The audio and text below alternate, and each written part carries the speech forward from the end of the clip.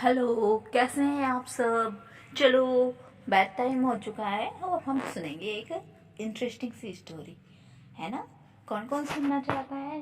चीकू, Bunty, Bablu, Raju, Mickey, Mintu, है ना। हम सुनेंगे स्टोरी। चलो। बहुत दिनों की बात है। एक राजा के घर 4 बच्चे पैदा हुए। 4 बच्चों का जन्म हुआ। चारों बच्चे दिखने में बहुत ही सुंदर और होनहार दिखाई दे रहे थे। ये बच्चे इतने प्यारे थे कि इनको देखते ही लोग आकर्षित हो रहे थे और दूर दूर से गांव से इनको देखने के लिए लोग आने लगे। अरे, जो भी सुनता उनकी तारीफ, हर कोई उनसे मिलने के लिए आता और उनको गोद में लेकर बहुत प्यार करता। जैसे आप लोग हैं ना, सुंदर सुंदर से, ऐसे ही वो लोग बड़े प्यारे से, सुंदर से थे, क्यूट क्यूट से।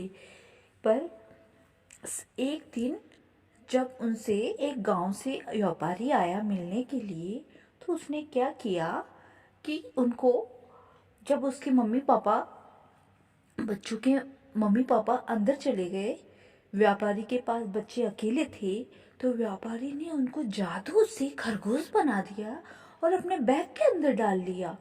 अरे, और उनको लेकर जादू से गायब हो गया। अभी माँ बाप जैसे ही आते हैं और देखते हैं कि मेरे बच्चे कहाँ गए, बहुत जोर जोर से रोने लग जाते हैं, परेशान हो जाते हैं। चारों तरफ देखते हैं, कहाँ गए हमारे राजकुमार, कहाँ गए। ऐसे में सब लोग, सैनिक लोग भी आ जाते हैं, सब लोग आ जाते हैं।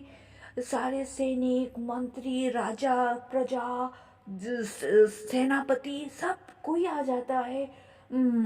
महल में खलबली मच जाती है। ओहो, मेरे छोटे छोटे नवजात बच्चे, नवजात बच्चे समझते हो ना कौन होता है?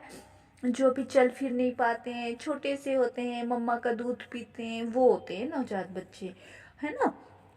तो उनको, वो तो जादूगर खरगोश बना कर ले गया था और वो तो कुछ बोल भी नहीं पाते थे। अरे, अब क्या होगा, अब क्या होगा। वो तो व्यापारी तो गायब हो गया बच्चों को लेके खरगोश बनाकर। राजा बहुत परेशान था, रानी बहुत परेशान थी। राजा ने घोषणा करी, सब दूर चारों दिशा में सैनिक भेजे, कोई भी नहीं आया उनको देखने के लिए। ढूंढ ढूंढ कर परेशान हो गए, सब दूर ढूंढा, कोई पता नहीं चला किसी ने भी। फिर कुछ समय बाद राजा ने ऐलान किया कि जो कोई भी मेरे बच्चों को लेकर आएगा, मैं उसे आधी संपत्ति अपनी दे दूंगा। पर जैसे ही घोषणा हुई, एक चिड़िया बैठी थी जिसने ना ये सब कुछ देखा था व्यापारी को खरगोश बनाते हुए, और खरगोश बनाते हुए उसने जो मंत्र बोला था वो केवल चिड़िया ही जानती थी। और चिड़िया बहुत समझदार थी, वो राजा के पास, पालतू थी राजा की, और राजा के पास ही रहती थी। पर बात ये है ना, राजा तो उस, मतलब पक्षियों की भाषा जानता नहीं था। तो जब तो वो उसको, मतलब कुछ बात कर पाती, कुछ बता पाती। लेकिन चिड़िया ने सोचा, क्यों ना मैं जाकर लेकर आती हूँ, और मुझे पता है कि उसको कहाँ लेकर गया है। वो उड़ती, क्योंकि वो पीछा करती है, क्योंकि राजा के बच्चे थे ना, और वो पालतू थी। तो उसने क्या किया था, जैसे ही व्यापारी उसको लेकर गायब होकर अपने इस राजमहल के बाहर गया था, उसके पीछे पीछे गई थी वो। तो जैसे ही चिड़िया देखती है कि व्यापारी एक राजमहल के ही अंदर एक बनी कुटिया में छुपा हुआ था, क्योंकि बच्चों को तो उसने खरगोश बना दिया था, तब तो कोई पहचान नहीं सकता कि ये तो हमारे राजकुमार हैं। अभी ओ, पक्षी ने जैसे ही देखा, चिड़िया ने, कि ये हमारे राजकुमार हैं और इनको खरगोश बनाया हुआ है, तो वो वहीं रही, झोपड़ी के पास ही बैठी रही और देखती रही। तो क्या सुनती है चिड़िया, सुनती है व्यापारी कहता है कि कोई भी ये पानी, गंगा जल इन खरगोशों के ऊपर डाल देगा तो ये राजकुमार बन जाएंगे। चिड़िया को पता थी ये बात।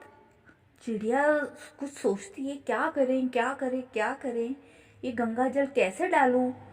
तो जैसे व्यापारी सो जाता है, चिड़िया अपनी चोंच में गंगा का पानी भर के उनके ऊपर डालती है। धीरे धीरे सबके पास जाती है, बूंद बूंद कर अपनी चोंच में पानी भरकर डालती है डालती है डालती है। सभी लोग राजकुमार बन जाते हैं। और राजकुमार चूंकि छोटे बच्चे थे, वो जैसे ही उठते हैं, जैसे ही बच्चे का स्वरूप पाते हैं, वो जोर जोर से रोने लग जाते हैं।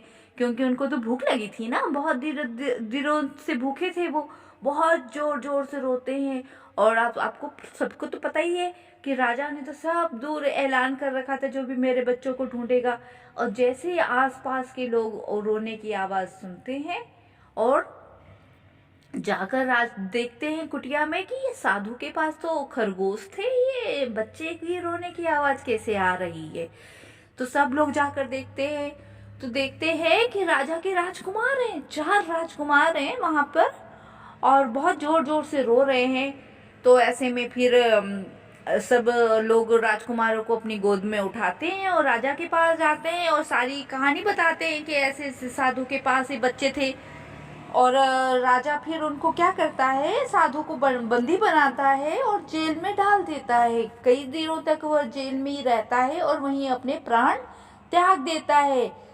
देखा एक चतुर चिड़िया ने कैसे राजा को राजकुमारों से मिला दिया, है ना। चलो अब सो जाओ, बेड टाइम, स्टोरी खत्म हुई। Okay bye.